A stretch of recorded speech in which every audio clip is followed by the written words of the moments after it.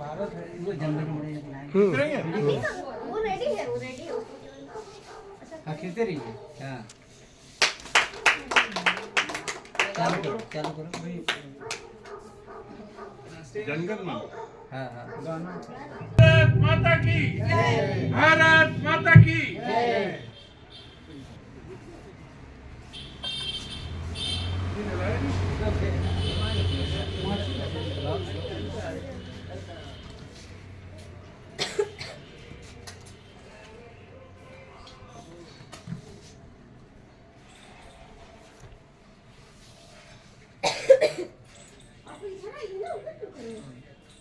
कहीं भी खड़े रहे फोटो दूर से साफ नहीं आएगी ना इधर आ।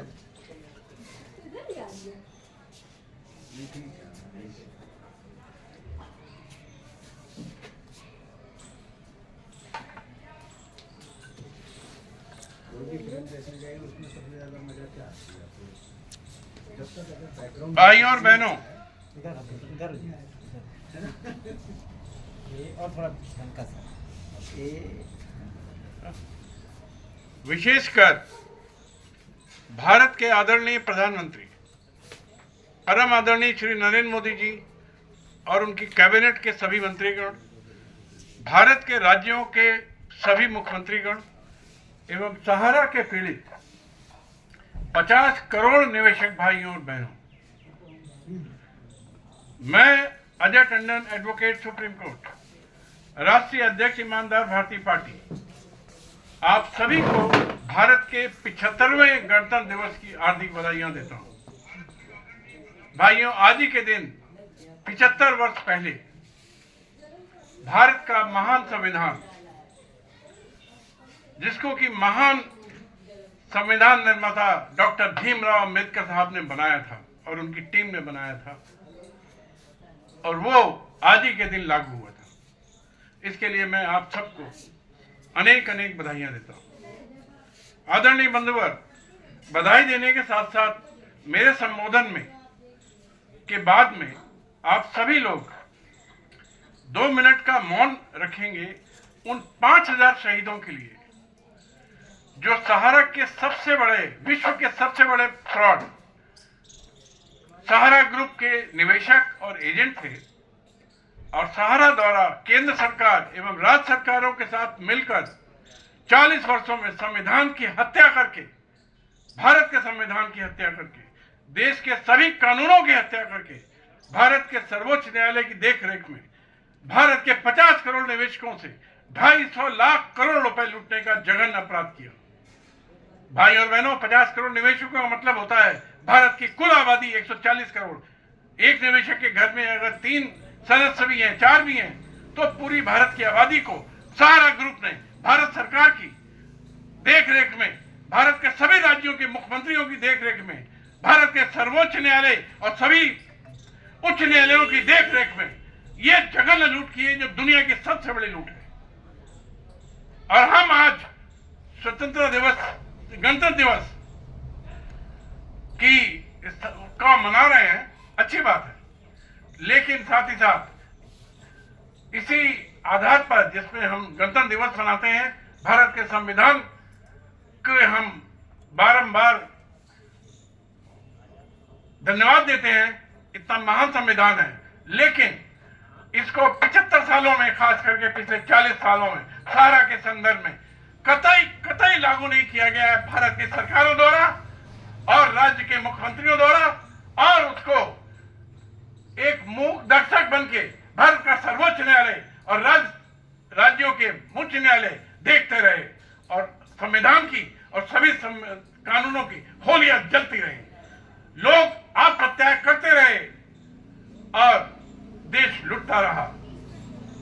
भाइयों, मुझे बल्कि किसी ने बताया कि 10,000 लोगों ने आत्महत्या की है, बल्कि मैं एक हलफनामा बनाया है सबकी तरफ से, सभी निवेशकों की तरफ से और अपनी तरफ से भी, कि अगर यही हाल है, मैं पिछले 7 साल से इस महालड़ाई में, महासंग्राम में, महायुद्ध में लगा हूं, लेकिन कोई खास सफलता अभी तक नहीं मिली है, क्योंकि ये लड़ाई सहारा के विरुद्ध नहीं है, ये भारत सरकार के विरुद्ध है, भारत के प्रधानमंत्री के विरुद्ध है, जो सहारा के मामले में पूरी तरह से बेईमान है, सारे मुख्यमंत्रियों के विरुद्ध है जिन्होंने पूरी बेईमानी की है।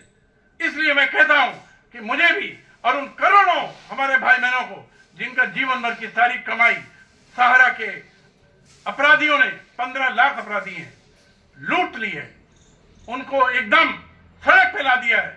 उनको जीवन का कोई मतलब नहीं है, ऐसे देश में रहने का कोई मतलब नहीं है जहां संविधान की और कानूनों की इस तरह हत्या होती हो। इसलिए आदरणीय प्रधानमंत्री जी और आदरणीय सर्वोच्च न्यायालय के मुख्य न्यायाधीश, आप दोनों से निवेदन है मेरा और सभी उच्च न्यायालयों के न्यायाधीशों से निवेदन है कि करोड़ों निवेशकों को और खासकर मुझे, अजय टंडन को, ऐसे मामलों में जो कि कभी कहीं कोई सुनवाई नहीं हो रही है, तो मुझे सम्मान सहित अपना जीवन समाप्त करने की अनुमति दे। इसके लिए मैं हलफनामा आप सब लोगों को भेज रहा हूं।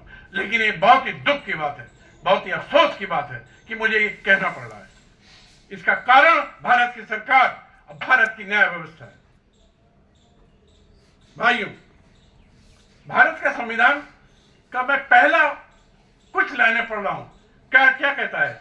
हम भारत के लोग भारत को एक संपूर्ण प्रभुत्व संपन्न लोकतंत्रात्मक गणराज्य बनाने के लिए और उसके नागरिकों को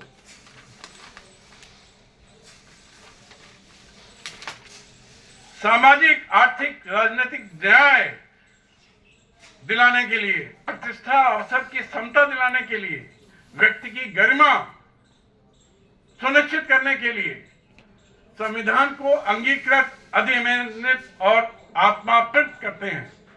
भाइयों, संविधान की पहली ही कुछ लाइनें का एक एक शब्द की धज्जियां उड़ा के रख दी गई है। न तो किसी निवेशक की सामाजिक, न आर्थिक, न राजनीतिक उसको न्याय मिला, कतई नहीं मिला। मैं इसका उदाहरण देता हूं कि आज से करीब 2 साल पहले सहारा की 4 बेईमान सोसाइटी के रिफंड के लिए, जिसमें करीब 10 करोड़ से अधिक निवेशकों ने 15 लाख करोड़ रुपए अपना जीवन भर का लगा दिया, उसके रिफंड के लिए परम आदरणीय सर्वोच्च न्यायालय ने आदेश दिया और एक सहारा रिफंड पोर्टल बनाया गया। उसके लिए सहारा सर्वोच्च न्यायालय के पूर्व जस्टिस आदरणीय श्री आर सुभाष रेड्डी को नामित किया गया कि उनकी देखरेख में यह रिफंड पोर्टल बनेगा और रिफंड होगा। आज लगभग 2 साल होने को आ रहे हैं, 1 रुपए का भी काम नहीं हुआ है, कोई रिफंड नहीं हुआ है। पूरी तरह से पोर्टल फ्रॉड है और इसके लिए मैं पूरी तरह जिम्मेदार मानता हूं पूर्व जस्टिस आर सुभाष रेड्डी को और उच्च न्यायालय के, सर्वोच्च न्यायालय के जजों को, जिनकी देखरेख में ये सब कार्रवाइयां हो रही है। मजाक बना के रख दिया है बिल्कुल।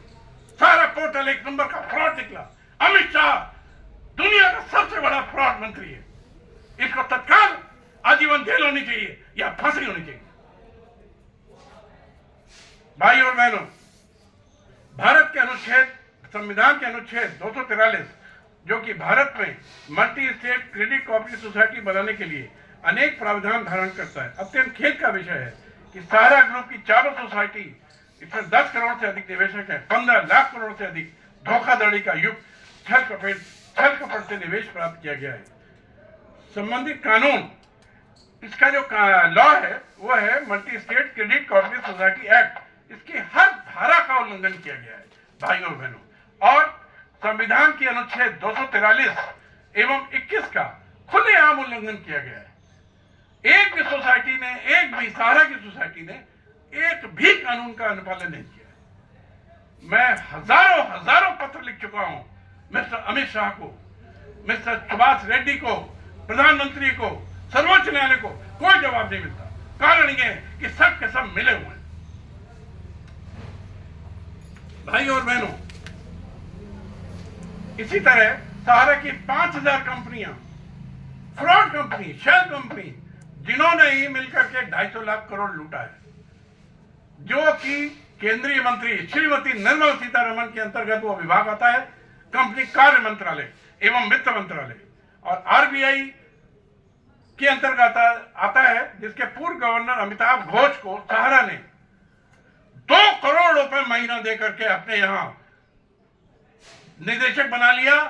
वो सुब्रत राय सहारा के पैरों के जूते साफ करता रहा और सहारा को मदद करता रहा, आरबीआई को बेचता रहा सहारा के यहाँ पे।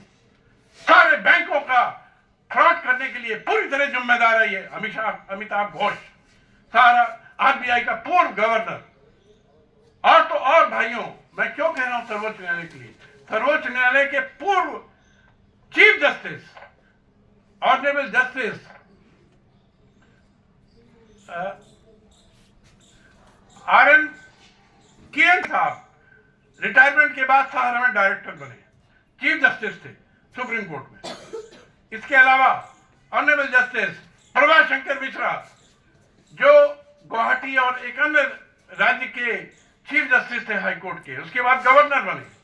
जस्टिस अंशुमान सिंह जो कि 2 राज्यों के हाई कोर्ट के चीफ जस्टिस रहे और उसके बाद गवर्नर बने। ये सब सहारा में डायरेक्टर के पद पर करोड़ों रुपए पा करके सालों साल उसकी सेवा करते रहे और लुटवाते रहे देश को, और सहारा की मदद करते रहे, सर्वोच्च न्यायालय उच्च न्यायालयों से मदद करवाते रहे।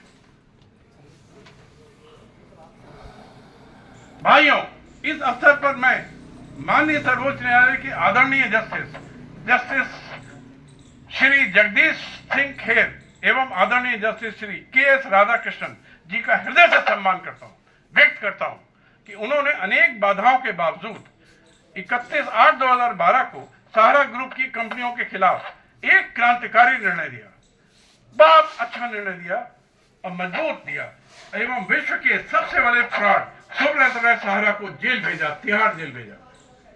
भारत सरकार द्वारा अभी कल ही परम आदरणीय जगदीश सिंह खेर साहब को पद्म भूषण से विभूषण से नवाजा गया है। इस अवसर पर मैं उन्हें अपनी एवं सहारा के करोड़ों निवेशकों की तरफ से हार्दिक बधाई देता हूं। इसी कड़ी में सेबी के मेंबर आदरणीय इब्राहिम साहब ने और सेबी के महान अधिवक्ता अरविंद दातार जी ने द्वारा भी सहारा द्वारा कारित किए गए विश्व के सबसे बड़े फ्रॉड को उजागर करने में बहुत महत्वपूर्ण भूमिकाएं निभाई हैं। इसके लिए मैं उनको बारंबार बधाई देता हूं। साथियों, आज के मेरे संबोधन में माननीय सर्वोच्च न्यायालय या भारत सरकार के किसी मंत्री या प्रधानमंत्री के विरुद्ध कोई व्यक्तिगत अपमानजनक भावना नहीं है। मैं किसी की इंसल्ट नहीं करना चाहता, मैं सत्य बताना चाहता हूं। और जब मैं इस काम में 10 साल से जुटा हूं और जब मेरे सामने लोग आत्महत्याएं कर रहे हैं, हजारों लोग आत्महत्या कर रहे हैं, तो तकलीफ होती है। और जो भी कहा सत्य कहा है। उन 5000 मृत आत्माओं को श्रद्धांजलि देने के लिए जिन्होंने सहारा के फर्जीवाड़े के कारण आत्महत्या के लिए मजबूर होना पड़ा।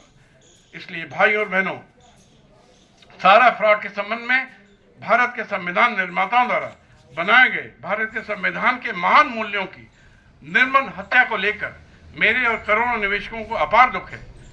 और लेकिन औपचारिकतावश मैं पुनः आप लोगों को बधाई देता हूं। इसके साथ ही साथ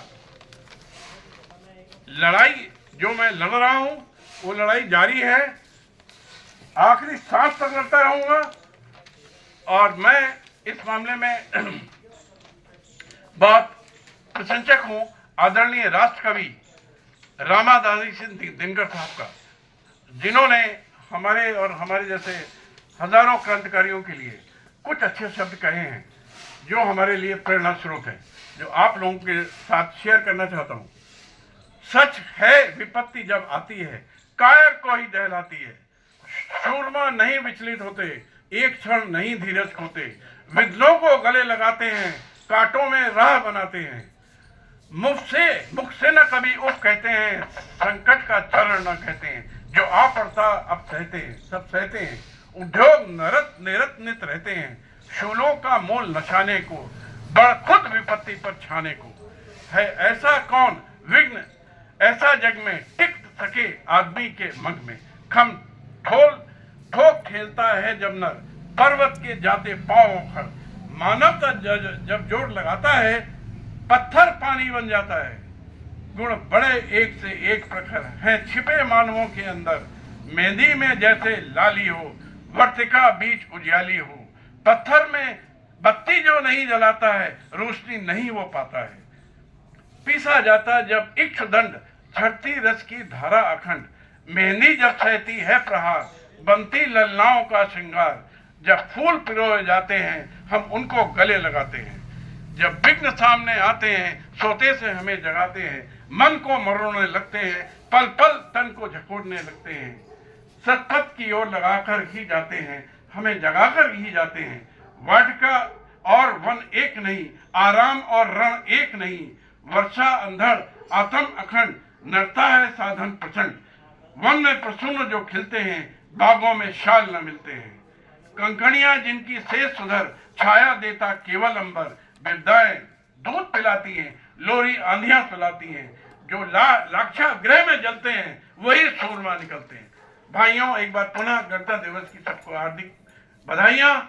और किसी का व्यक्तिगत अपमान का मेरा पुनः मैं कहूंगा इरादा नहीं है, इसलिए किसी को ठेस लगी हो क्षमा, लेकिन सहारा के निवेशकों को न्याय मिलना चाहिए, मिलना चाहिए, मिलना चाहिए। यही मेरा गणतंत्र दिवस के अवसर पर अपने से प्रण है। धन्यवाद, धन्यवाद।